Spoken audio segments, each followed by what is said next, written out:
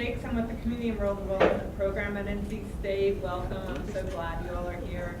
Today we're going to talk about Work to Farmer. This is a kind of innovative collaboration between the College of Natural Resources and the College of Ag and Life Sciences.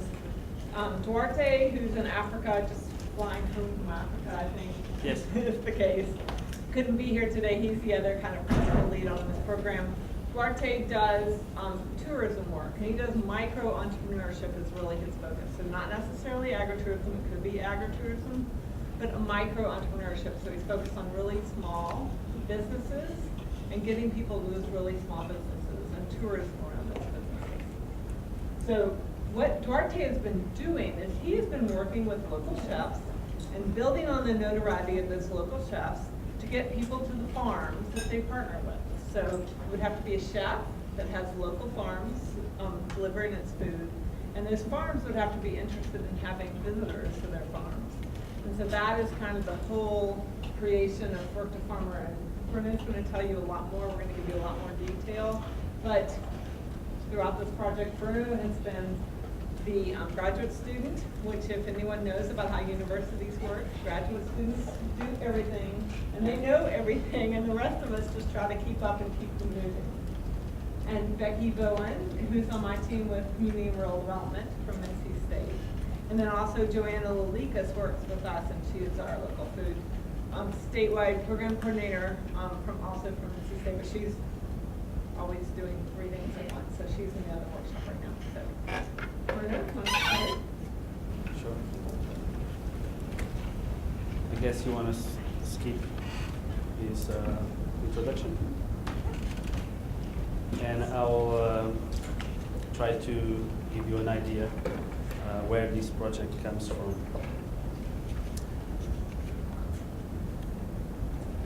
My name is Bruno. I'm an international graduate student. More or less, like Susan said, I do pretty much everything. And I'm a little bit nervous of being here today because usually it's my advisor, Dr. Duarte Moraes, who does the talk, and I do the walk. This time I have to do the talk as well. Speak up. Speak up? Yes. Okay, thank you. So just give you a little background about the work we do at the Department of Parks, Recreation and Tourism Management. Well, unlike other tourism programs within business schools or hospitality programs, we don't really deal with hotel chain management or the macroeconomics at the destination. So we really document the shortcomings of tourism and try to mitigate those same shortcomings in order to bring economic prosperity to the communities. So within the department, we have a research lab called People First Tourism, which I will refer to P1T lab from now on. And it's a longitudinal participatory action research project, which means that we don't do research on our subjects. We actually work with. We have common goals, we have a shared horizon, which is having them meaningfully engaged and fully participating in the tourism industry. I'm sorry to interrupt you. Could you consider speaking? I'm really struggling to keep Sure. Maybe it's not better. Much better? Yes. Oh, that is. Okay. Should I start from the beginning? Yeah. Okay, so tourism is a major economic force in many regions, but especially the pleasure periphery, rural areas, peri-urban regions. And tourism is also accredited with generating employment, public tax, foreign exchange. It's very well established. But there's also some shortcomings to that.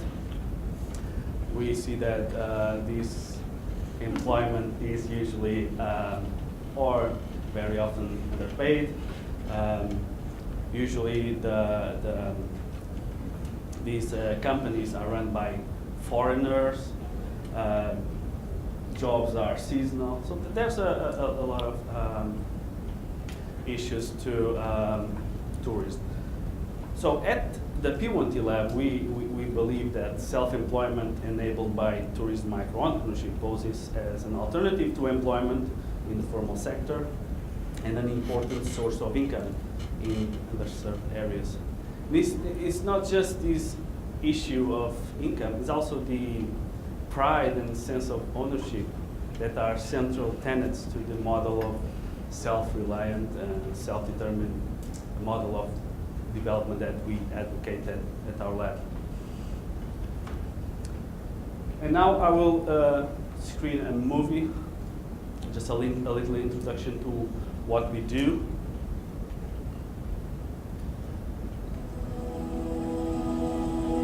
So we have an interesting mix of micro entrepreneurs. We have storytellers, we have crafters. Now we have a cheesemaker, right, Ross? We have local champions that are just interested in telling more about their communities and their stories. And as I said, in North Carolina, we stretch from the mountains, Madison County, to the Outer Banks. Just for you to understand the role of graduate students in the project, each one of us is assigned a network. And when I came to the United States 2 years ago, I was assigned the Wake County network, and I was supposed to develop it, make it grow, make it flourish. And one thing that struck me was that there was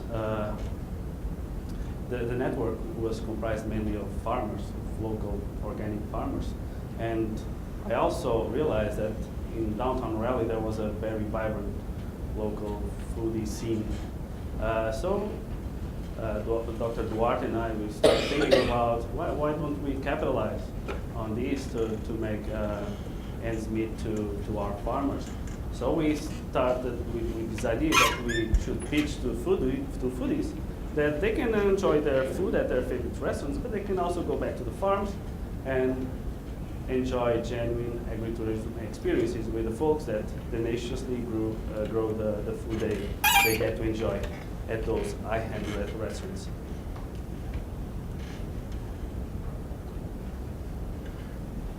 So, a very important part of our job is monitoring the impact. Well, for many reasons. Well, I like to know what I'm doing, and if what I'm doing is actually causing an impact, a positive impact. Hopefully, but also because our donors, our people who fund our project, they also want to know if they are investing their money in a worthy cause. So of course, the impact of the project will depend on the number of bookings and the total amount that the farmers will be able to do through selling these experiences. But of course, if we take a logic model approach, this will probably later on the road. Short-term impacts will be probably, and especially if we're thinking about vulnerable individuals, we really want to enhance their human agency, so their capacity to pursue goals that matter to them. And there are major theories in the literature that talk about human agency. Probably self-determination theory and self-efficacy theory, they are the most dominant ones. My advisor is a self-determination person. I'm a self-efficacy person. It doesn't really matter. Why does it matter? Because, well, let me just tell you what self-efficacy is. So, self-efficacy is one's belief in one's ability to achieve a desired outcome. And then if we get more specific, we get entrepreneurial self-efficacy. And if we want to get very, very specific, as recommended by the genius behind the theory. One needs to actually apply the theory to the specific context that one is working on. And so this is the topic of my thesis research. So I developed the tourism e-micro entrepreneurial self-efficacy that I defined as one's ability, or one's belief in one's ability to successfully perform the various roles and tasks of micro-entrepreneurship in the tourism e-business sector. So why is this important? Because we know that some individuals might refrain from pursuing entrepreneurship, not because they lack the skills to do so, but because they believe they do. And this is valid for women, this is valid for minorities, and the resource people in general. So you don't want to look at this, so this is just the final measurement model. There's some exploratory factor analysis and confirmatory factor analysis to validate this survey. So we ended up with a 15-question questionnaire that have been validated with 300 e-micro entrepreneurs that will help us monitor the impact of the project in regards to human agency, which is one of the goals that we want to achieve.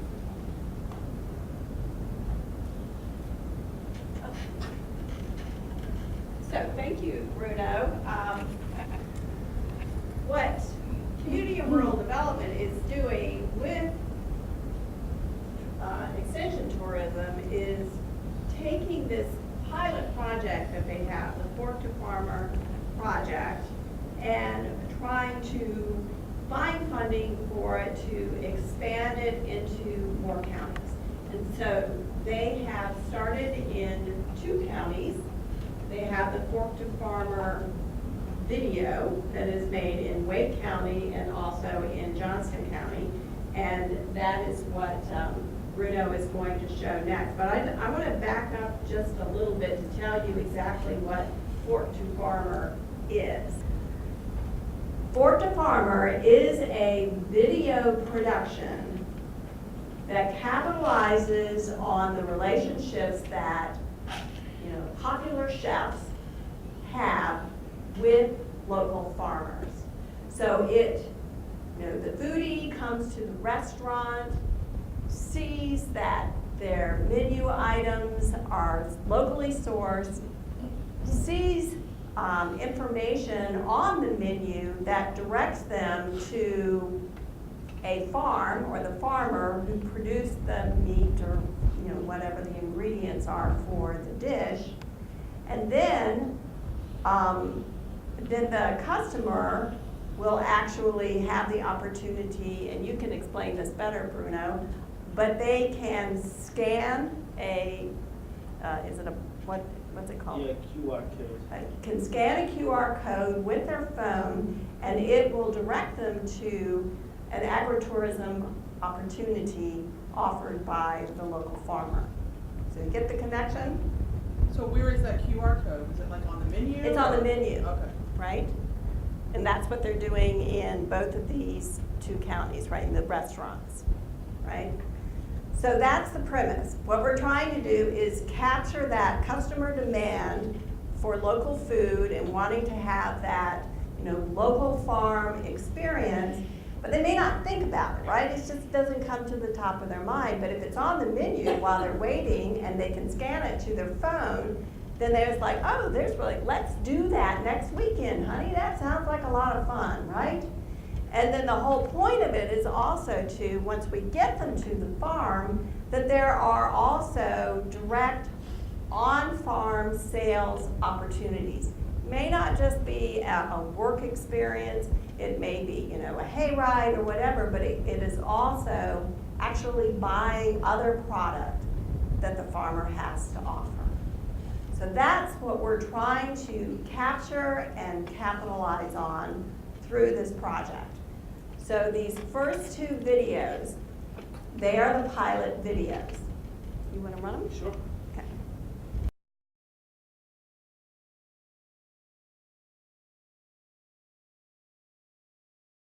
So Bruno, this was the first one, and explain the relationship between People First Tourism. What does People First Tourism do with respect to Fork to Farmer? You know, this particular example. Sure. Yesterday I was in Kingston, Eastern Carolina. Should we share?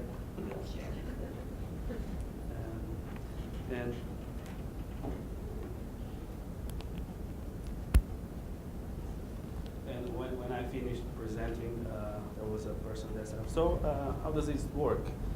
Do they have a special day where these farmers open their farm and receive gas and have hay rides? No, that's not our modus operandi. That's not what we do. We go for a more genuine, intimate kind of experience, and it's upon reservation. Of course, a couple of years ago that would be impossible because the farmer wouldn't be able to, connect directly to the tourist or the visitor without this process being mediated by the formal tourism industry tourist distribution system. But now with the emergent sharing economy, we have these websites, web marketplaces that can play this role. So, and this is the case of the People First Tourism Inc. is the economic branch of our lab. So this is a social business. And I'm going to show you how this looks like. So we have a landing page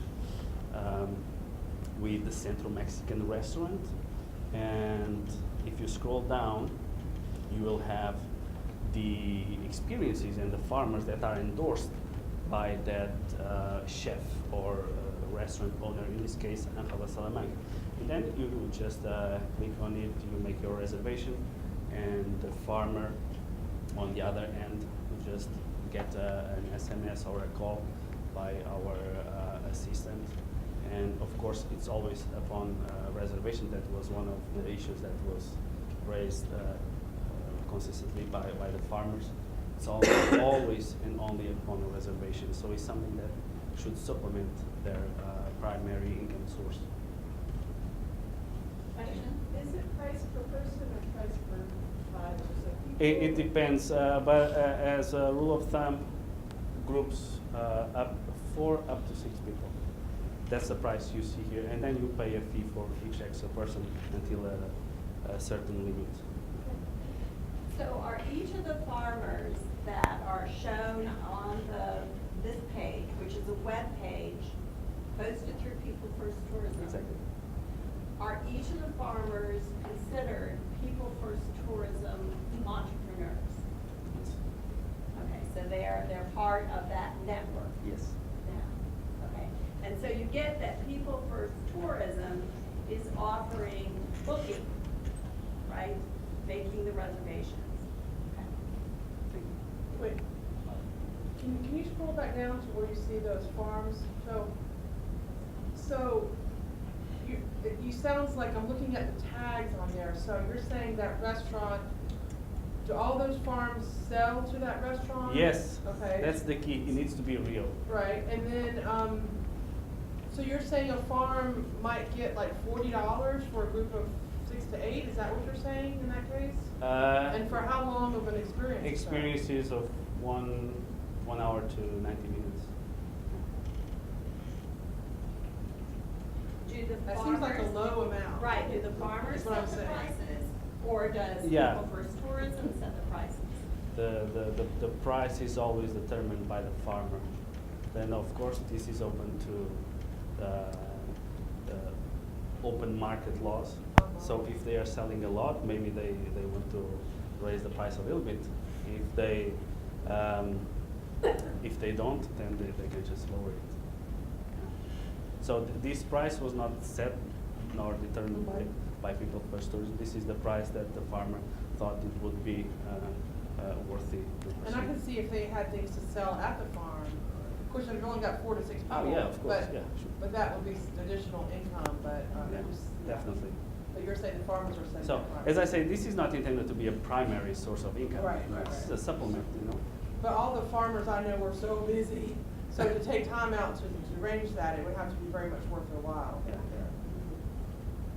Bruno, if you click on each one, there's a description of the experience on there. Yeah, hopefully. So then if you wanted to know more, you can click on it. Yeah. Yeah, there It you kind of go. tells you what you're gonna get. and- Yeah. So this is Dan. There's a description of Dan. Dan grows hops and cereals. He's also a brewer.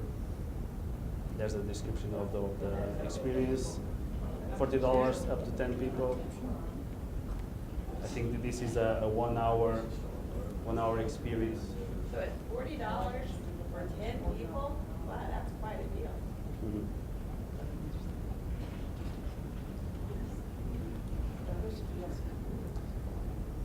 Okay, should we move on? Sure. So our second iteration of the series was in Johnson County, and I'll show you the video right now.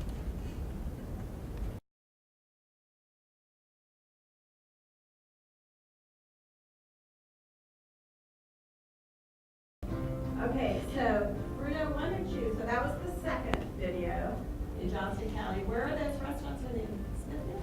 Where is it? Simple Twist, Is it where? Garner. Oh, in Garden. Okay, great. So tell me what you do with respect to getting the farmers involved, as well as you might have seen that there was a new face in there. There was a Visitor and Conventions Bureau face in there. And then in this video, you also saw Brian. You saw Cooperative Extension's face on this video. So explain how those relationships are developed. Sure.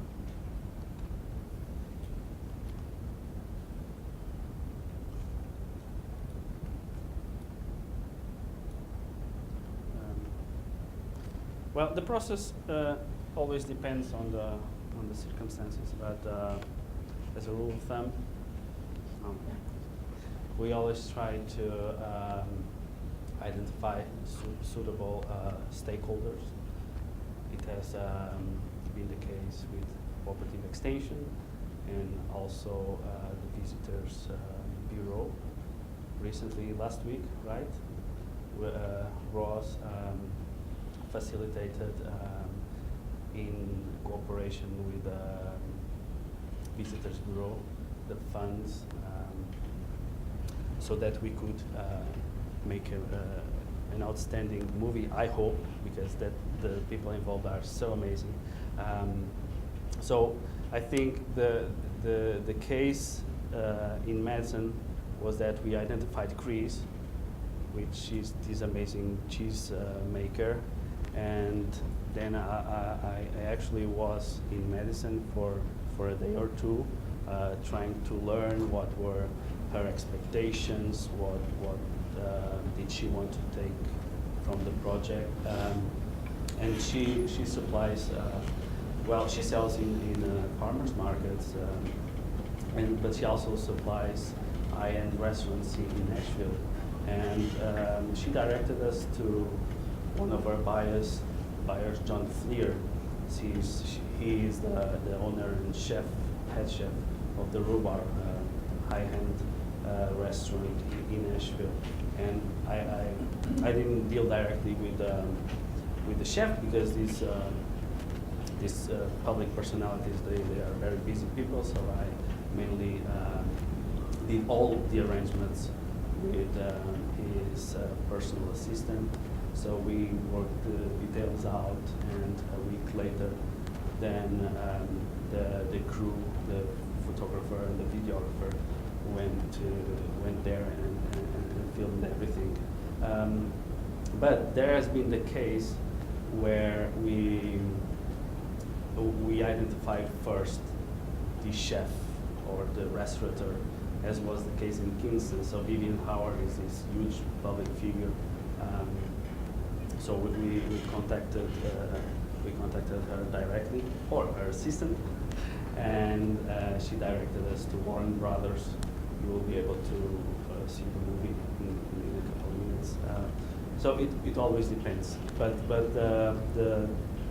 the modus operandi is usually get someone to fund the project, reach out to either a farmer or a chef, meet them, work out details, expectations, have the crew go in, and then follow up with training, because then they will be offering experiences to the People First Tourism website.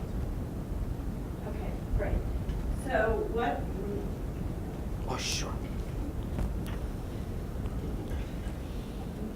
all right, so Bruno, what I heard you say is that the way you pick a county is primarily through the restaurant, that it has a popular farm-to-fork restaurant.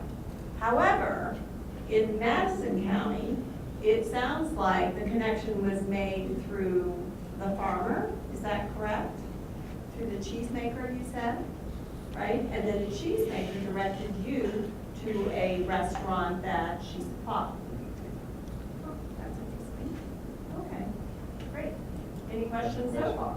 Yes. Yes, you said you're looking for funding, so I want to know dollars or amounts or how it happens and what it takes to get it all I done. think we're talking about this. Yes, we are talking about that in just a few slides, because it always costs money to do projects like this. All right, so how did Cooperative Extension get involved with Fork to Farmer? Well, it was primarily because of a relationship that Duarte Moraes, am I pronouncing his name? More or less. More or less, okay. Duarte had with Susan, and then Susan brought me and Joanna into the process. And we were just like, well, this is a really neat idea. You know, this could have legs. You know, we understand that this is just a pilot now. But another question that I have for you, Bruno, is who's watching these videos and how do they find out about the videos? Do the restaurant customers on that QR code, does that take you to the video? Could they be sitting at the table and watching the video on their phones? Okay, so it's actually, you know, if the chef is into this, he can tell his wait staff to tell the customers, why don't you check this out, right? So that's the whole thinking here. Okay, so I want to go back to Lenore County at the end. So we're gonna, right, and the Lenore County video is really good. So when Duarte came to Susan, we started talking about, well, how can we start getting this into other counties? And so Tom was very helpful in providing a little bit of funding to expand this project into Lenore County, into Randolph County, into Madison County, and into Buncombe County. And those are the counties. And I think Susan Kelly, there was a conversation with Richmond County, or Richmond County wasn't quite ready to do that. So, you know, the conversation is taking place, but because of the relationship that Duarte had with Susan and Cooperative Extension, they are now making these videos in these other 4 counties. Lenore County is done, and that's when you're going to see in the end. And then the other 3 counties, when do you think those videos will be ready? I think the Randolph County was filmed in March. We will have a pre-screening ready next week. Hopefully 2 more weeks to organize the sound, all that stuff that the videographers are crazy about, and it should be out, I would say, 2 to 3 weeks. So from start to finish, how long does it take to get the video done? I would say at least 3 months. At least. Great. All right. So Lenore County, Randolph County, Buncombe, and Madison. Now, what you see on the slide now is a list of all of the partners involved in the Fork to Farmer project. So we have Tourism Extension, we have Cooperative Extension. We have the county extension directors who are involved if they're shooting a video in that county. We have farm-to-table chefs. We have the farmers, obviously. Now, I've listed the North Carolina Main Street program because one of the things that Susan and I are hoping to get funding for very soon is to conduct a research project in some of the Main Street communities that have been identified by the Main Street program as having a very popular farm-to-table restaurant or a very active downtown because they have a very popular farmers market. And what we want to see is whether, is there a connection between the local foods movement and those impacts on revitalizing those downtown areas. So it's a really exciting project, and that's why we have the Main Street program listed there, because they are a reference, if you will, to communities that have this popular farm-to-table restaurant or active farmers market. The other partner is People First Tourism. You've heard about People First Tourism. Then we have to hire a videographer, and we also have to hire a graphic designer. So all that takes money, right? So the objectives, we just recently applied for a very large grant to help fund this in, what is it, 24 communities? Yeah, 24 communities. 18 communities, 24 videos. Right, 18 communities, 24 videos over a 3-year period. So we want to do this all across the state if we can. And these are our objectives. The first objective is to build those county-based partnerships to support this sort of micro-entrepreneurship agritourism development, right? The second objective is to raise consumer awareness of agritourism experiences, right, by working through local chefs. Our third objective is to increase public organizational support for agritourism marketing. And what we're doing, and you saw this with the second video, is we are engaging the local Visitors and Conventions Bureau or Tourism Authority. We're getting tourism involved in agritourism. Imagine that. Can I say something about that? Yes.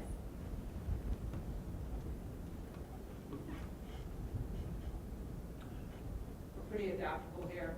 So if you talk to tourism people in a lot of counties, agritourism's not on their radar. And so one of the really big project goals is Objective 3, and it may sound minor to you, but it's really, really important for tourism to start to embrace agritourism. And the farm tours that are happening around the state that are really helping us start to go, oh, there's people going to a farm tour. What are they doing that for? So I think tourism, we're really trying to help tourism embrace agritourism. That's one of the huge goals of this project, and it shouldn't, I don't think it can be overlooked. It's important.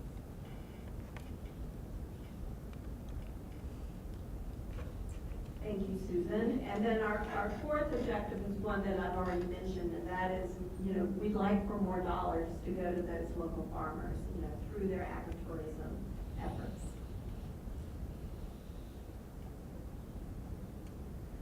So with the Fork to Farmer project, we're looking at what are the possible impacts or outcomes of collaborating with Cooperative Extension, this being a tourism extension project initially. Well, first, we're hoping that through the relationship we'll be able to leverage additional funding. We are building connections with the counties because our county directors all have that relationship with county government and hopefully with the tourism authority. We are helping tourism extension actually define and identify what the economic impacts are of this programming. Cooperative Extension has a very large network. We can spread the word, we can communicate the success of this project nationally. And in fact, the article has been submitted to the Journal of Extension, and I guess is under consideration for inclusion. And of course, through Cooperative Extension, we hope to replicate the model statewide. So here, these are all of the forecasted economic impacts under the grant application that we just submitted. So one of the components of this project is that we're looking to provide agritourism training to our county offices. So we're looking to hold an agritourism train-the-trainer training. And then the county agents will then offer the same training to farmers who may be interested. So it has we're only doing a few videos in this 3-year period, but we're sort of spreading the knowledge and spreading the word over, through a lot of different channels and to a lot of different people. We expect that we will strengthen our county-based partnerships through this effort, and we will increase, of course, consumer awareness of the farm-to-chef activities.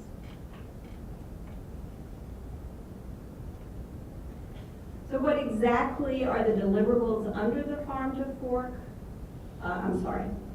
to Farmer, Fork to Farmer program? Well, there is a video, and we expect that there will be 6 produced per year.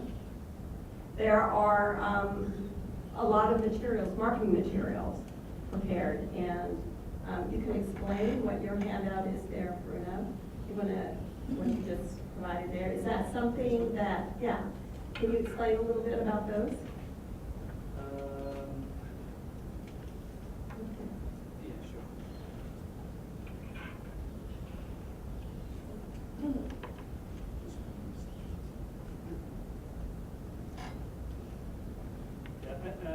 Can you see? I think you all have a small one of these. This is our big poster. Yeah, this is our big poster. And this will be in every restaurant, This correct? will be in every restaurant, in every DMO, in every cooperative extension office, What's the DMO? destination management office. A destination management office. Visitor A visitor's bureau, Oh, thank you. visitor's bureau. You guys have more of the postcards? We have Yeah, more we have handouts a we can give couple you more. after, yeah. So this was actually designed by a person, by a professional. And we felt the need to go for a professional because when we first pitched the idea to have these materials when we pitched the idea to chefs, they started, really, but we have our own design. I'm not sure if it's going to be ugly, it would be ruining our overall signature. So we really felt the need to do something that would be pleasant to restaurant owners to display in their restaurants.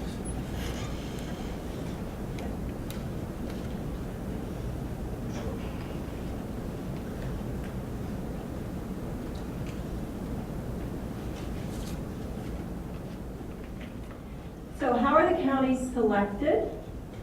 As I mentioned before, there is a potential when we get the Main Street office involved for there to be a Main Street reference given. There has to be a notable farm-to-table restaurant. The chef has to clearly have strong farmer connections. There must be support from the local tourism authority, and that might be a county or a town manager as opposed to an actual TDA.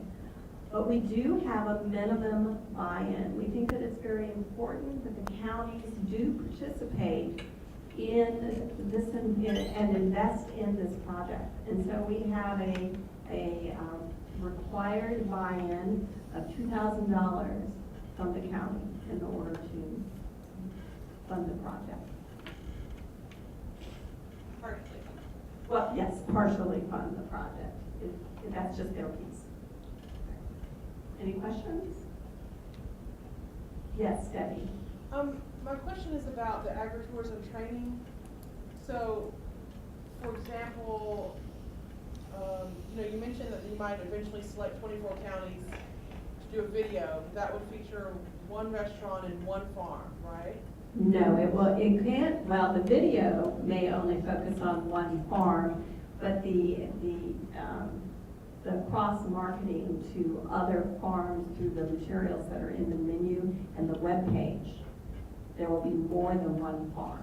So any farmer that supplies to that restaurant may not be in the video, but if they want to offer agritourism activities, they will be listed on the webpage. So that's what we saw listed under that Centro restaurant. Yes, exactly. But you'll, I think the movies we saw only focused on one farm Yes. though, Right. correct? So is that gonna be the way you're operating it, or is there gonna be videos with multiple farms? I'm confused. Well, I think the story is easier to tell if there's only one restaurant and one farm. Right. But I'm open to change the protocol. But is your vision for one video per restaurant? Yeah, per well, county. yeah. Per cat, so I mean, there's gonna, like you were saying, you're really gonna be focusing on one restaurant and most likely one farm. I Per mean, county. per county. In the video, Right. Yes. in the video. But we can have multiple videos per county. Okay, but not from the same restaurant. You might have multiple videos from different restaurants. I don't see why not, but for the moment, I think we have a lot of ground to cover. Yeah. Debbie? What's the buy-in for the restaurant? They're getting free advertising, what's the buy-in? They will have this in their restaurant. But it's costing them nothing. Yeah, that's, Okay. We're leveraging their notoriety. Amazing. Yes. Do you have a case study of where this is working already, perhaps where an agritourism office is already doing this somewhere in the state that's a good model? well, in regards to pork farm, Period. well, the project has recently started, so we're trying now to understand what are the real impacts. Yeah, we don't have that hard data so far, because we are only at an early stage. Yes, no, not so much the data, but is there, I mean, have you come across agritourism, regular tourism offices in counties that are already embracing agritourism, that are natural farmers? You're talking about visitor bureaus? Yeah. Yes, Wake County, we have a strong relationship. Actually, Jonathan Fries, the marketing director, is my personal friend, and we are listed under signature experiences on their website. You heard him talking in our videos, so he's a great advocate of our work. Just an observation, in counties where the entrepreneurs are very typical people first tourism entrepreneurs, micro-entrepreneurs, don't have a lot of experience or funding or, they really benefit from people one, tourism, or people first tourism. We don't have farm-to-table restaurants because it's a poverty kind of county. So I wish we could participate, but I live in a fast food world in Richmond County. And right now, maybe we'll catch up with, Raleigh Durham one day, but right now it's hard for counties like mine to participate. Yeah, I mean, a simple twist, we should not consider Right. a restaurant, It certainly stands out, but it's not definitely a farm. They happen to have somebody that landed there, but that's just not the case in a lot of places. I wish it was.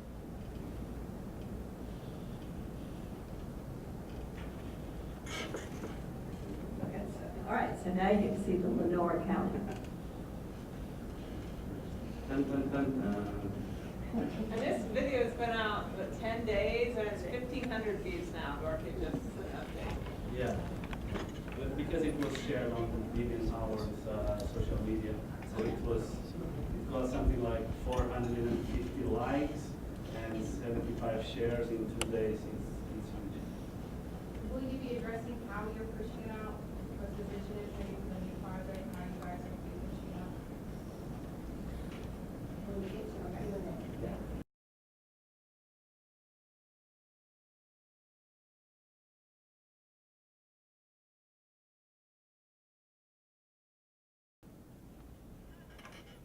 Okay, so that video came out about 10 days ago. We're pretty excited about it. There was a NC State tour yesterday in Kinston, so a lot of people got to eat at Vivian's restaurant. And if you haven't watched PBS 9:30 on Thursday nights, It's A Chef's Life is the name of Vivian's show. So we're excited to have her and get to leverage her notoriety to promote farms. And it'll be fun to see, changes in on-farm visits and People First Tourism, because it's totally online. The e-commerce site is able to track all of those things, and so we should be able to get good data off of it. And then we have people like Bruno to follow up and make sure that that gets put into publications and dissemination for us to get back to you. So questions. We had a question back here and I already forgot it. Was it something with? Yeah, how Yes, are you sorry, doing Laura. this via social? I mean, how are you, what's your promotion generally, and how are you using social media? Yeah, so the question is, how are we using social media to promote this? That's a great question, and we're kind of just getting started. So People First Tourism has a pretty sophisticated social media kind of program that they run. The chefs are also promoting this. I think that that's something we need to develop. As we develop, this is kind of organic in the way it's developing. And so you're the first presentation besides the one yesterday in Lenore about what's happening. So these questions really help inform us about, as we think through our systems of how to make sure there's some kind of intentional process that some will go to. It was on my Twitter feed, the only thing that's been on my Twitter feed, but last week the Lenore video. So I think we just need to be really intentional about what kind of social media outlets these are posted on and where they're posted as we expand our networks. So it's a great question. So, I mean, I think that was a beautiful video, and I think it has value just in and of itself, regardless of whether anybody pays to go to Warren Brothers Farm. So, I guess I'm curious as how, I mean, I think any farmer would love to be a part of that kind of video, which there's going to be very few farmers that get to do it, but, so like Warren, I mean, how interested is he in having people pay their $40 to come to his farm, or do you think they're just doing it for, kind of ag literacy or promotion? And do y'all only consider it a success if they really get visitors booking tours to their farm? Do you understand my question? Yeah. Right. Can I answer that? Yes. It's a great question. And you heard Vivian Howard that when farmers guest in their farms, they get rewards of all levels, right? And of course, one level is the monetary one, of course, but also pride, self-esteem, etc. And of course, everybody is passionate about sharing what they do best and what. To the monetary side, he's like a farmer star because he's featured recurrently in the show, in the Chef's Life. So he will not bother to have people for 1 hour spending $40. He has a more sophisticated experience involving an overnight stay and breakfast. He also actually owns a B&B with a farm tour and is charging $200. So answering your question, and also to explain that it always depends on what the expectations of the farmer, of those involved are. But your whole goal of your project is not just to produce an educational video that may, even on its own, inspire people to start farming. Your whole goal, this is a question, is to get people to that farm. Is that correct? So you don't consider it an end in itself, just to produce a really nice video that educates people about farming? It could be. But I mean, because it is doing at least that. It could be, Yeah. but it's not. Yeah, we really want to have those rupees going to the farm and spending their money with the local people. But I think the Kenston video is a little bit unique because there's so much notoriety there. And you could see it really was kind of, as you say, kind of a promotion of farming in general, a promotion of agritourism in general. So whether it increases agritourism on that specific farm, we're not really sure. So I think that one is slightly unique. And you could tell the difference between the Johnson County and the Wake County videos from that video. It was longer, for one. But I think the other ones are a little more focused specifically on that farm, and that's really more the goal of them. And you can talk more about the Madison County video if you want. But, I'm sorry. Yeah, so I want to comment on one of the benefits I see for it in Madison County, and probably others, is that it gives you a tool to validate the legitimacy of some of the small farms. So in my county, tobacco is king, and most of our decision makers only see tobacco farming as being farming, anything else is a plague. So when I can share a video like this, 2 minutes over an email to a county commissioner or whoever, and they see, wow, this farm that I thought was just this hobby farm is really a master cheesemaker known around the world who sells at very high-end restaurants, top tailgate markets, and makes a lot of money. Wow, bells go off. So for me, it's a PR thing for what I do for a living, is recognized a little better on the screen than it is me sometimes just telling them. Yeah, and Ross, that's a great example too, is so through the genesis of this project that came out of People First Tourism, and now we're bringing it completely into Extension, so it's really to build on partnerships with our Extension directors, and Ross is a great example of, thinking about how does it work for Extension and Extension's goals, more broadly than just tourism goals or just the chef farmer relationship, but how do we think, as a community development person, this is what we funded it, so we're thinking about agritourism, we're thinking about infrastructure for all this work, we're thinking about support for economic development and our economic development community caring about what we do. So that's kind of how we think about it, and a lot of the county directors and others in this room think about it that way too. Okay, so we are slightly over time. Let's take last question. Noah?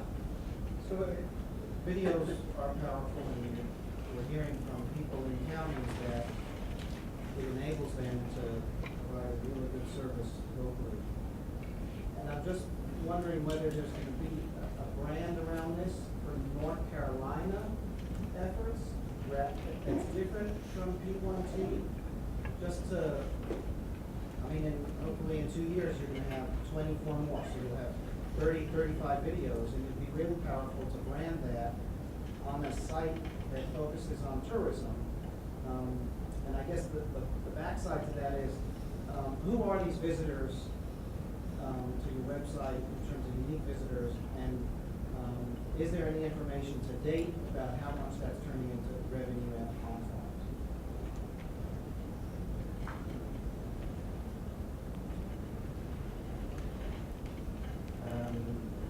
So as I said before, we are at a very early stage, so we have the data, but we haven't compiled.